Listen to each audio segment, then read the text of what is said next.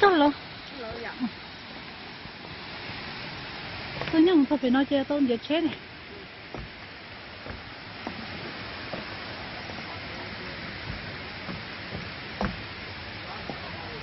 Vốn đâu mà lo cho nó chỉ phải tắt theo.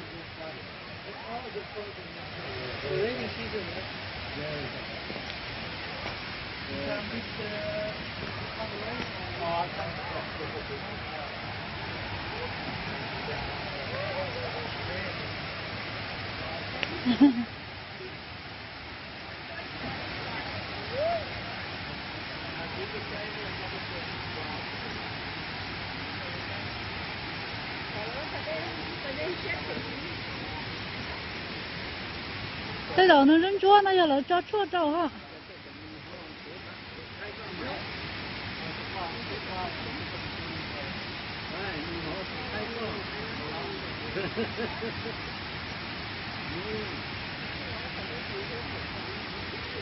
Cái nó thì tụi nó chỉ ăn cây hàng hải lên nó tụi nó này.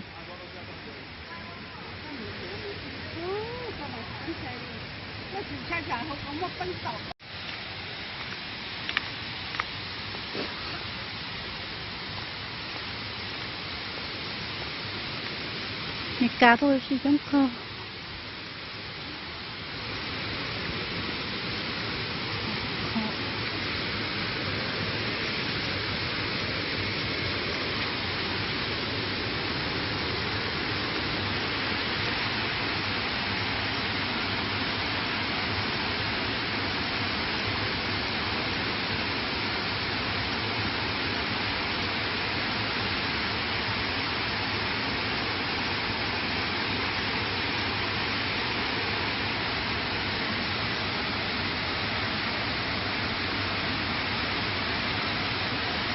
Còn có cái nó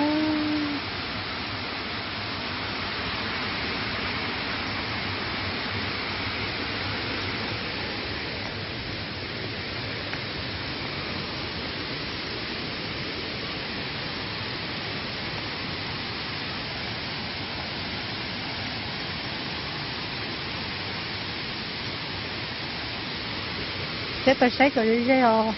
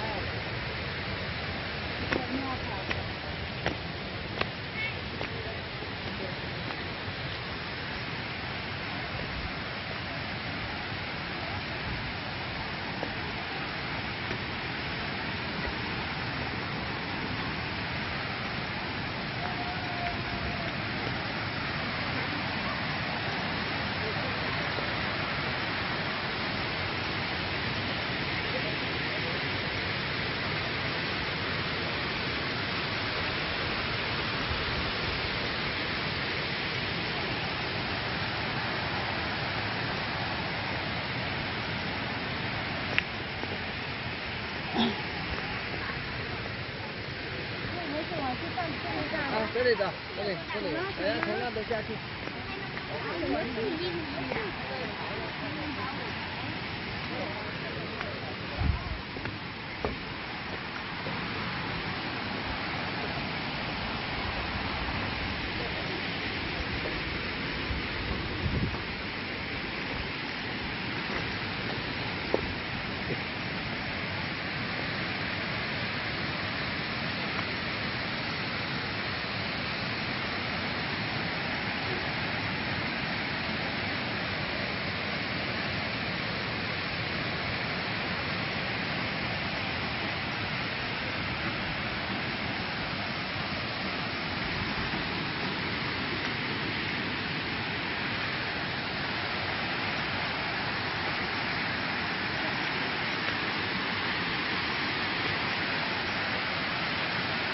更高可能了，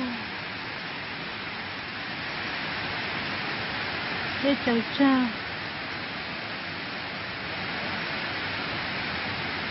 用过个条。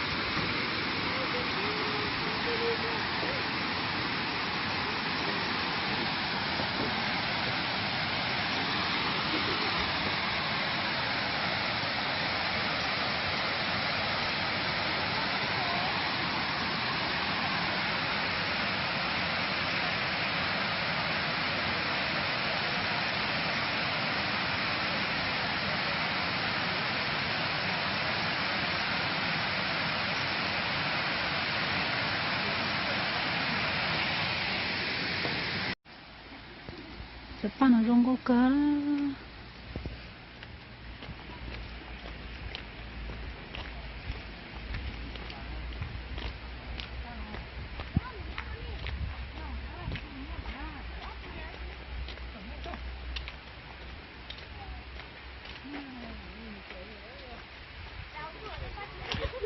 我们住过了，你这不烧那气流。来面多个了。Là giờ là hơi ô nó sòn ta cắm bệnh nó bệnh nôn nọ. Nó là không phải này. Cái phần này cái sỏi tụi nó đang nữa, cái phần này cái tê tụi nó đang nó này, cái con này, đang phân đấy, cái cũng sửa này. Không đâu phân đấy. Bắt xe cái không phải này. Mới chưa. Mới chưa sao? Nó là uống cái Cái bữa nè.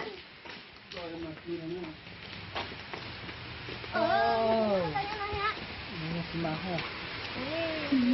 Cái phải đâu? Nó là có chết rồi. Chết rồi. Con bả về không con nữa. Bây giờ thì có nhóc có từ nhóc thì có. Thôi nãy mang hiểu nãy mà tha sơ chỉ sáng lo đây. Tôi là cái tôi mà chỉ nhau ấy rồi, có mà có tiền ta, không tôi chế sao có用tôi cho nuôi, có khỏi chạy trên là mà trong rồi. Trên là phải tôi sinh không tôi lấy bàn tí là trong có chỉ chạy trên này là có hàng. Chắc có, tôi mình có ta, chắc có mà lo được cái này. Để hồ nó khác.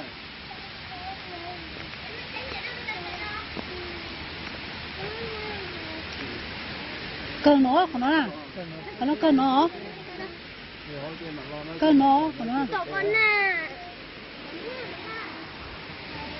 Kìa, có làm gì đó, Có ăn gì? Có này ha, no.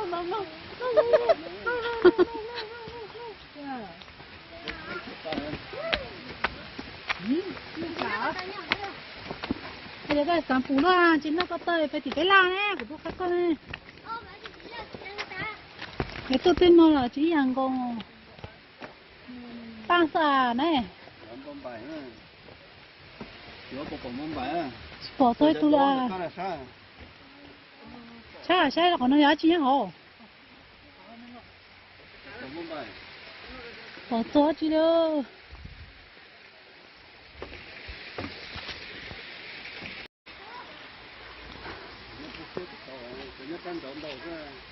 ôi ơi mong bà giờ chị nói nó ra này ơi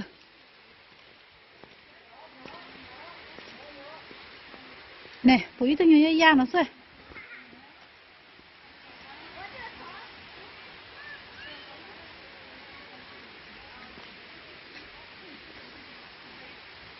nhớ tan nó sao chị tem tôi lo tầm hỏi tôi trốn này không nó chứ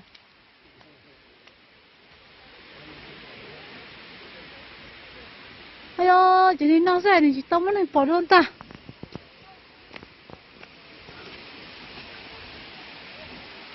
để phải bom bài phải tôi xe cho nó thế này tôi để phải mà là cho giờ lo cha thằng chơi một túi lo chỉ tôi bỏ luôn nó chỉ tôi nè nó ra có phải tôi làm mẹ nó ra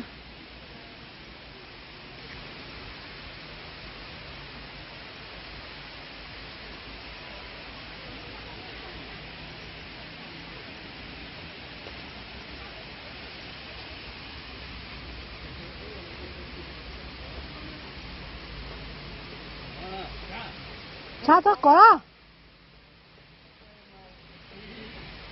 không sao bỏ cho